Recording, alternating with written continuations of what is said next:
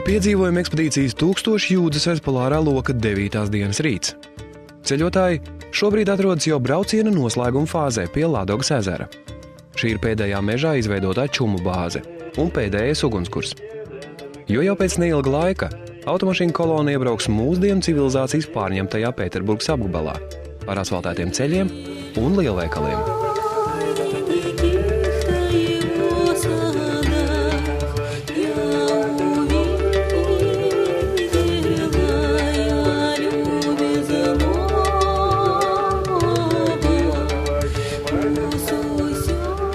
Bet pagaidām ekspedīcijas nometnē tiek dzerta rīta kafija un sildītas turistu brokastis. Iespējams, kāds no māksliniekiem šobrīd atmiņā pārcelā arī kādu no nesenajiem piedzīvojumiem, piemēram, vakardienas Melnās Ņīvas uzbrukumu.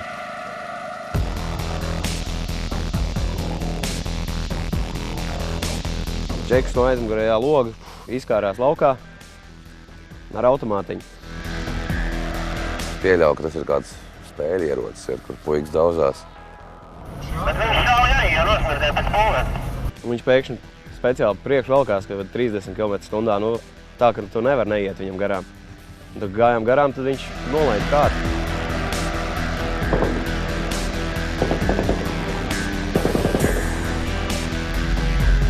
Viņa sajūta, ka varētu arī dabūt pa sāniem. Gundars noteikti vēl joprojām domā par to, cik tad īstenībā Nikolai pagrabā bija ieroču un cik droši mēs turpinātu ceļu, ja nebūtu viņu satikuši. Es domāju, ka lielākā daļa ieroču, kurām nav atļauja, ir kaut kur dziļi paslēptas pagrabā. Как в кино показывают это, у киллера.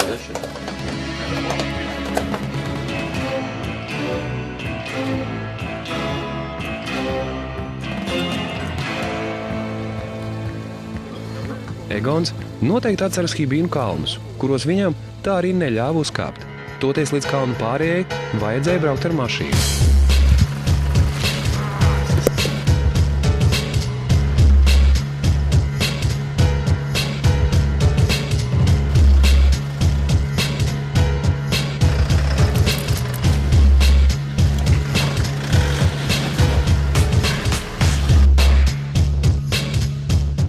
Normunds šobrīd kavējas atmiņās par savu pirmo bezceļbraukšanu Kolas pusalā, pārvarot neskaitāms kilometrus līdz Umbrezeru tundrām un bijušajām Gulaga nometnēm.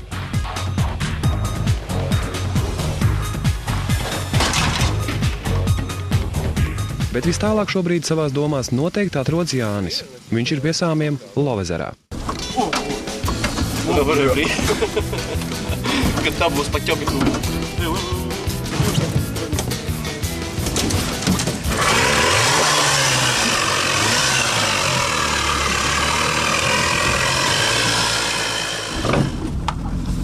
Nu, lūk!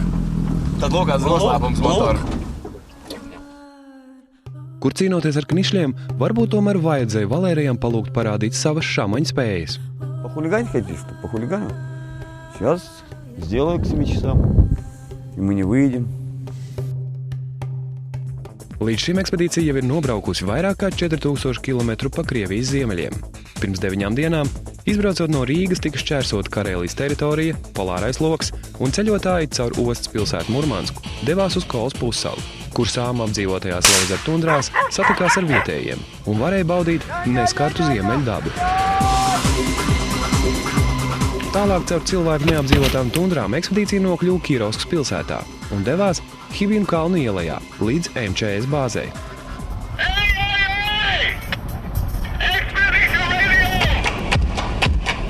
Paldies! Ideāli! Labākais radio pasaulē! Urā! Bet pēc tam, pa ceļam satiekot ļoti daudz interesantu cilvēku, sāka garo atpakaļceļu uz mājām.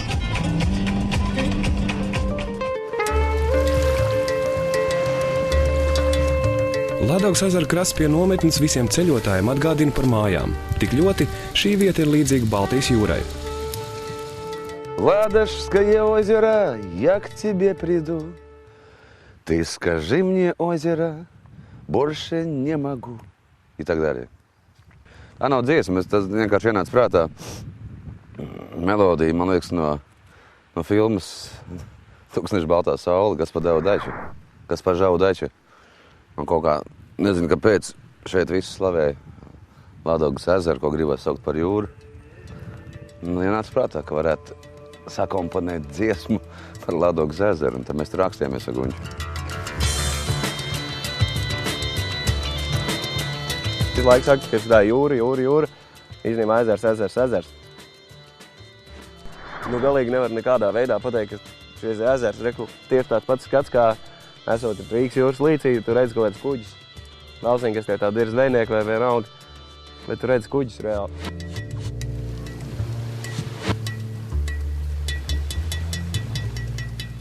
Tur jau tā lieta, tas ir ezers, tas ir Ladogas ezers, bet tā gala nekur nevar manīt, tā otra krasta. Vēl pie tam, zinot, ka pa Ladogas ezeru ir kara laikā, Otrā pasaules kara laikā gājis cauri tas saucamais dzīvības ceļš. Tad, arī tā grūti iedomāties, ko ir tie cilvēki pārdzīvojuši, braucot pāri Ladogas ezeram uz otru krastu. Tad jau principā nevar redzēt to otru krastu. Viens no galvenajiem mērķiem, ko vācieši gribēja sasniegt, bija ieņemt Ļeņingradu. Tas bija armija grupas Ziemeļu galvenais mērķis, un līdz septembra sākumā viņi bija pienākuši līdz 10–15 kilometriem attālumā no Ļeņingradas. Un patiesībā šajā septembra sākumā bija diezgan liela tāda realitāte, ka Ļeņingrada ir ieņemts. Tomēr Hitleram un Vācu armijai mainījās stratēģiskie plāni. Visi spēki bija jākoncentrē Maskavas ieņemšanai. Vācu armijai nepietika resursu uzbrukt vienlaicīgi visā frontes līnijā, un Pēterburga ar 3 miljoniem iedzīvotāju un spēcīgu armijas kontingentu, kā arī daudzajām militārajām rūpnīcām, 1941. gada septembrī tika pilnībā ielenkta. Vāciešu mērķis bija likt Ļeņingradai kapitulēt. Tomēr pilsēta ielenkumā noturējās 879 dienas, kuru laikā vienīgā saikne ar ārpasauli bija dzīvības ceļš pāri Ladogas ezeru. Jāatcerās tas, ka viss smagākais, kas bija Ļeņingradas blokādē, bija tieši tas brīdis, kad vairs nevar braukt ar kuģiem un vēl nevar braukt ar mašīnām. Un tas bija tieši, kad mašīnas mēģināja braukt līdz pēdējiem brīdim. Un tad viņas arī lūza un gāja bojā, un, protams, arī aviācijas uzlidojumi bija diezgan smagi. Tas, teiksim tā, ka mašīnītes kustās un nekas tur nenotiek, tas tāds varbūt vienkāršoks, jo tā bija tāda diezgan sarežģīta operācija ar ļoti lielu plānošanu, diezgan lielu cilvēku skaitu iesaistīt, lai tas viss notiktu. Protams, dzīvības ceļa galvenā funkcija bija armijas apgāde gan ar pārtiku, gan ieročiem un munīciju, un ievainoto sarkanarmiešu evakuāciju. Civiliedzīvotāji bija viens no pēdējiem punktiem dzīvības ceļa prioritāšu sarakstā. Tas ir arī viens no iemesliem, kādēļ civiliedzīvotāji tik daudz cieta no bada, jo praktiski visa šī piegāde, kas gāja, tā lielākoties gāja, lai nodrošinātu kara darbību. Un kara darbība visu laiku bija intensīva un ļoti, ļoti asiņaina.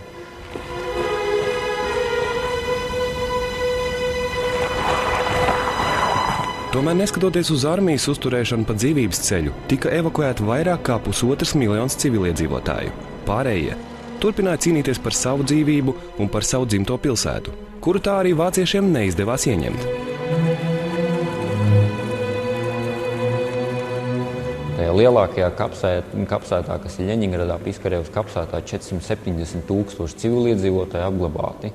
Nīnbergas tiesas procesā Padomju Savienība apgalvoja, ka ir gājuši bojā pār 650 000 civiliedzīvotāju. To skaitli ļoti grūti pateikt, jo neviens nezina precīzi, cik bija iedzīvotāji tajā brīdī.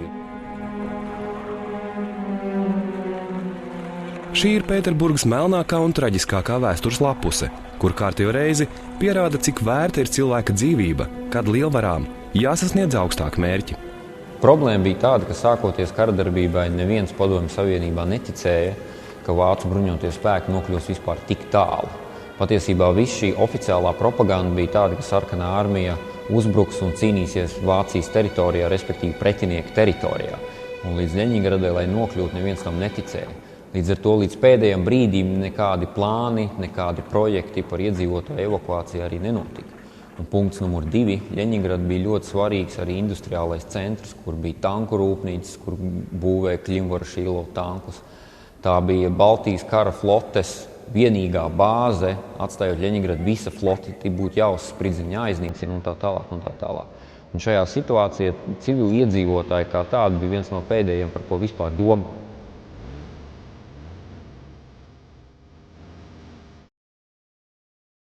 Šeit Ladogas dzelzmē atrodas simtiem kravas automašīnu ar maizi, sāli un graudiem, kuri tik ļoti bija nepieciešami ielenktās pilsētas iedzīvotājiem. Plānais ledus un uzlidojumi tā arī nekad neļāva tām sasniegt savu mērķi – Pēterburgu.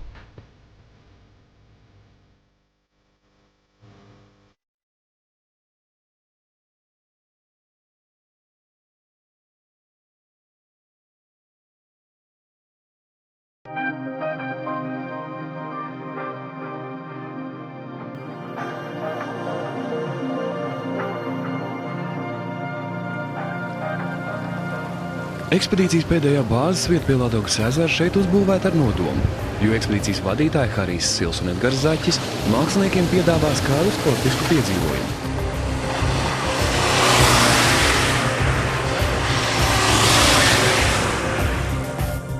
Tieši šajā Ladogas ezera pludmalē nu jau 10 gadus notiek lielākā pasaules piedzīvojuma trofija reida Bočka Ladoga īpašs posms, tā saucamā pludmales gonka. Trofija reidā Bočka Ladoga vairāki simti džipu ekipāžu no Īzaka katedrāles laukuma Pēterburgā dodas aptuveni 1200 km garā piedzīvojumā apkārt Ladogas ezeram. Starp citu, šajās sacensībās piedalās arī daudzas ekipāžas no Latvijas, to skaitā arī Zaķis un Sils, kuri gandrīz vienmēr mājās atgriezušies ar godalgotām vietām, arī pirmo.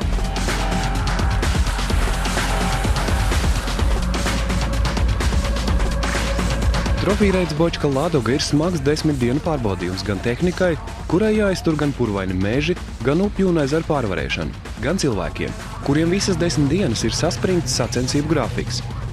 Liela daļa dalībnieku par savu mērķi uzstāda nokļūšanu līdz finišam, nevis godalgas, jo 10 dienu laikā meža purvos un upēs paliek nemazums salūzušu vai iestigušu automašīnu.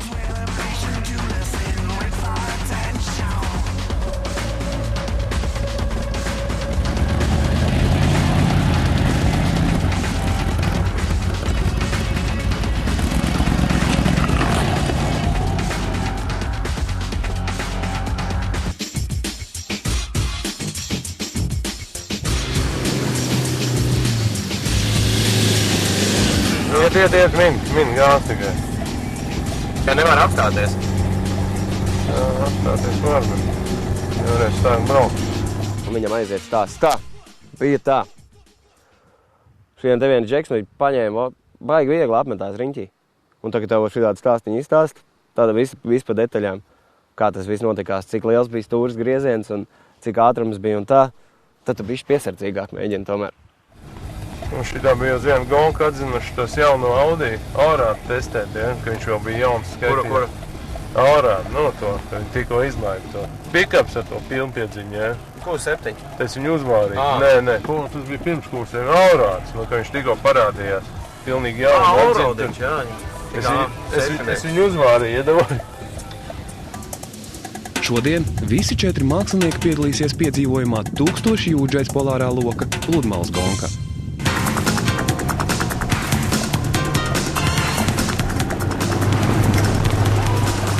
Ielaist tīrām. Interesanti, vienīgais Hāris bišķi nervozēja blakus. Noteikumi ir ļoti vienkārši. Mašīnām jāspēj pa smilšaino ceļu aizbraukt līdz finišam. Šajā ekspedīcijā pārvarēt smilšu braukšanas īpatnības māksliniekiem vēl nav nācies, tāpēc šī būs arī laba mācību stunda džipu braukšanā.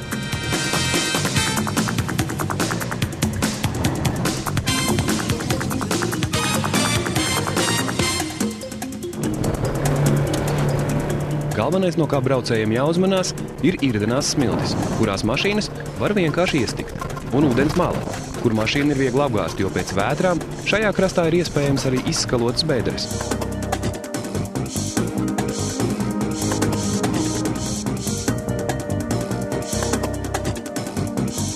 Katrs braukšanai pa smiltīm izmanto savas metodes. Vieni klusē un vērīgi raugās uz ceļu, citi meditē. tādējādi sajūtot augstāko spēku atbalstu.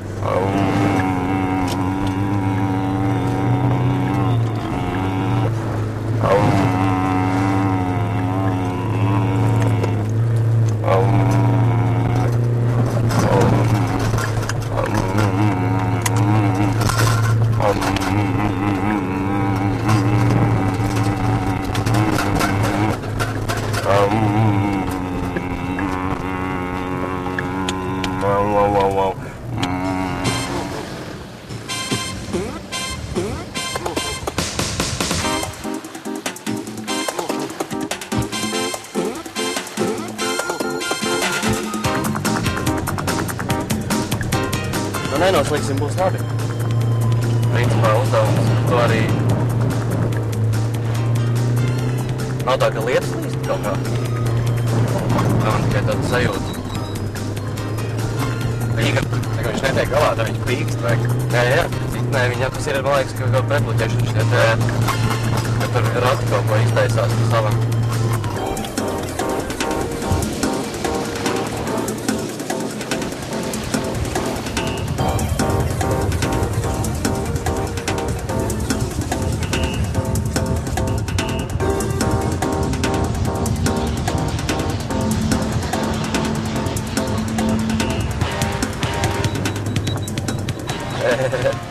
Uzdevums, lai mašīna pīkst.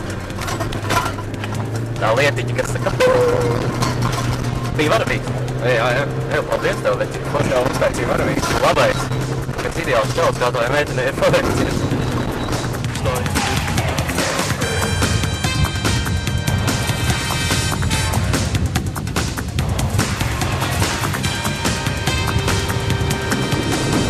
Bija diezgan dzīves.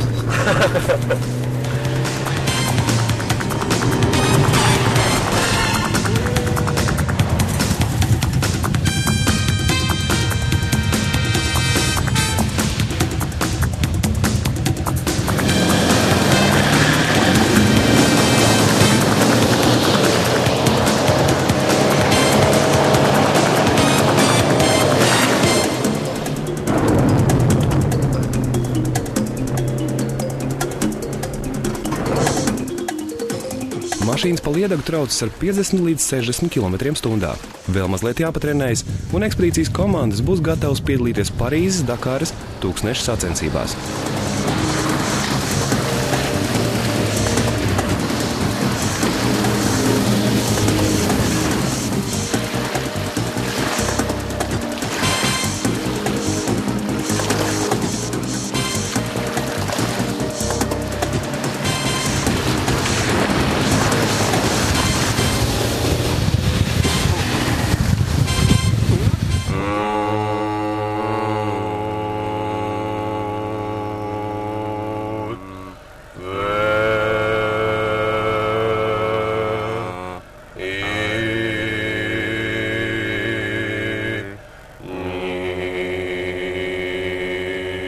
Jā, un tagad arī reku mēs līdzinām ciet tās rises, kas palikušas.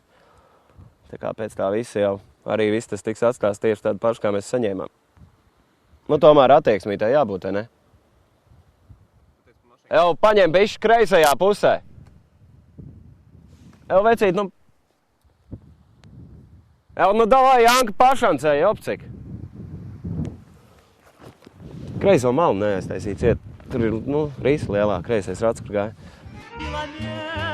Километры, все вперед, вперед, вперед. Веселей шагайте ноги по дорогам всех широт. Pēc brauciena gar Ladogas ezeru ekspedīcija ceļu turpina jau pa Vissavienības nozīmes šoseju Sanktpēterburgas virzienā. Tomēr pa ceļam vēl ir jāiegriežas vēsturiskajā pilsētā Staraja Ladoga.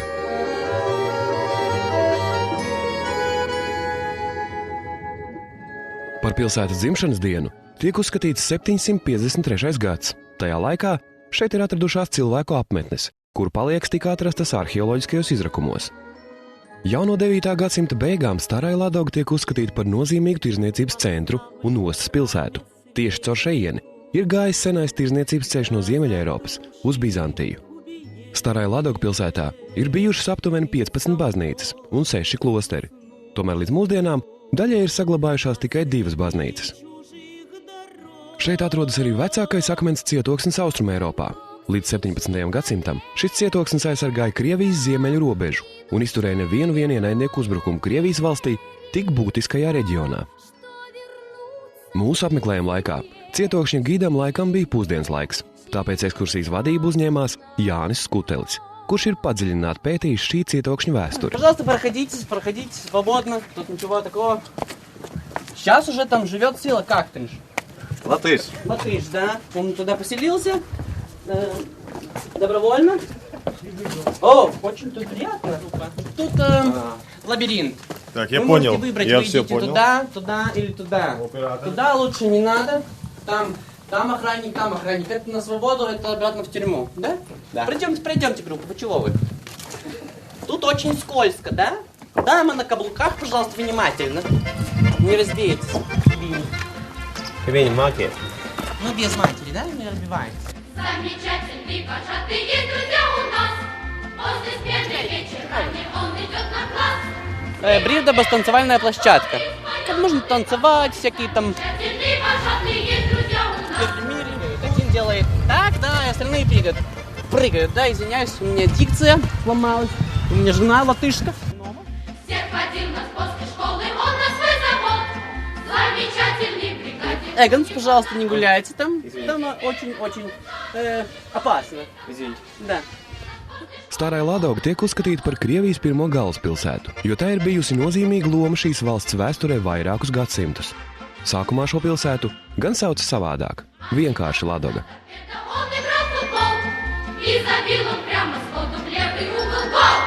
На трибуне мы сидели, мы болели, мы свистели. Замечательно вожатый наш играл в футбол. Šobrīd senā pilsēta ir turistu iecienīts objekts. Vēsturiskās celtnes un skaistā daba vilina ne tikai vietējos ceļotājus. Arī mazpilsētas iedzīvotāju galvenā nodarbe ir turisma industrija. Mazi suvenīru veikaliņi piedāvā plašu izstrādājumu klāstu, sākot ar Karēlijas bērres centāvu stilu kogriezumiem līdz mūsdienu matrioškām ar politiskiem sižetiem.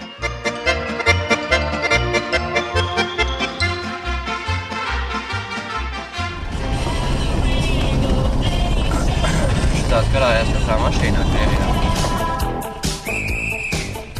Наверно, скоро мы ходить разучимся. Уже привычка ездить в нас живет.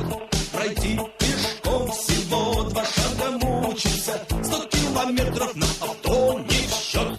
Mašīnas strauji tuvojas Krievijas skaistākajai pilsētai Sanktpēterburgai.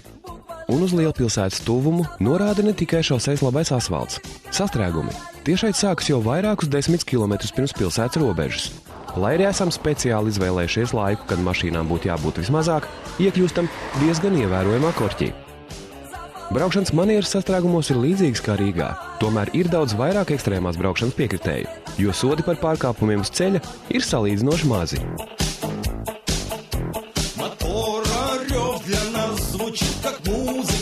Pēterburgas priekšpilsēta ir liels būvlaukums, kur lielākoties ir redzami dažādu ceļu paplašināšanas un rekonstrukcijas darbi, kā arī neskaitāmu vairāku līmeņu krustojumu būvniecība, kurām līdzās Rīgas Eiropā dārgākā tilta būve no Balkām mazs puišelis.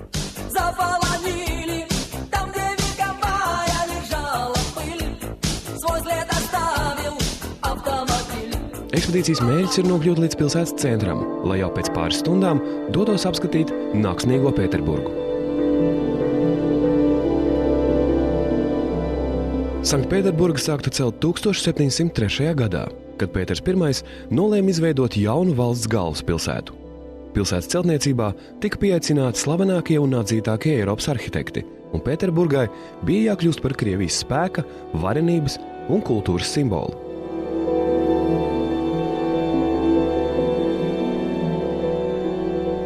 Pēterburga tika uzcelt uz bijušās Zviedrijas zemes, kur iekaroja Pēters I izcērto tā saucamo logu uz Eiropu, lai Krievijai būtu pieeja pie jūras. Lai Ņeves deltā varētu uzcelt tik lielu pilsētu, tika nosusināti neskaitām purvi, un Pēters I pat aizliedza akmens māju celtniecību visā pārējā Krievijā. Jaunceļamajā pilsētā iebraucošajiem tirgotāju vezumiem bija līdzi jāved arī konkrēts daudzums akmeņu, vai arī jāmaksā nodeva. Pirmos 9 gadus Pēterburga bija Krievijas galvaspilsēta vienlaicīgi, oficiāli atrodoties uz citas valsts, Zviedrijas zemes. Pasaules vēsturē tas bija nebijis fakts.